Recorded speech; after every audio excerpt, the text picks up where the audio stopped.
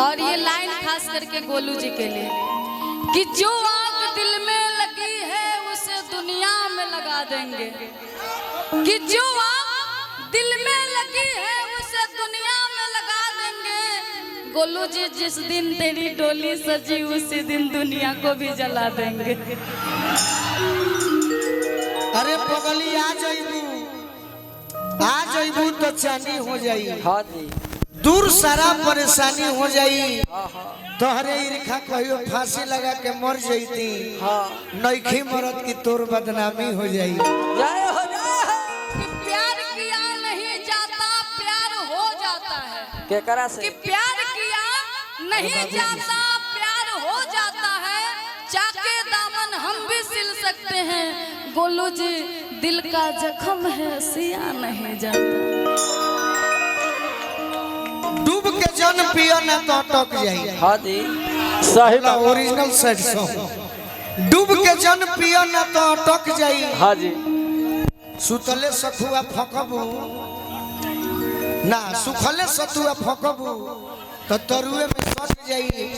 हम तहरा पे से नहीं खी मरत कि जानो तनी कि गोर गर दहिया ढेर दिन ना रही।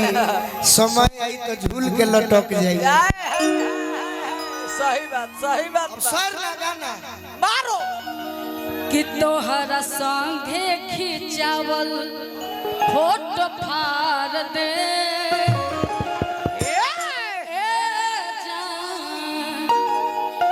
कि तोहरा संगे खिंचावल फोटो फाड़ दे। यह गाना मिलल है।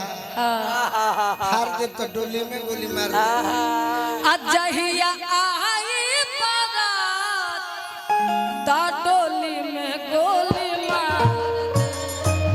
एक ऐसा गीत गाओ अदिति जो दिल में छेद कर दे।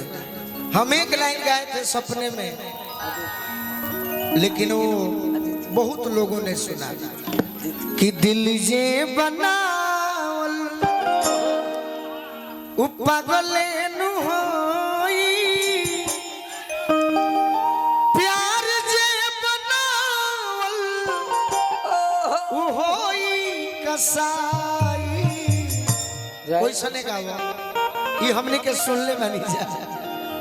नया कुछ कहो ये सब कहबू तो माथा गरम होई ना।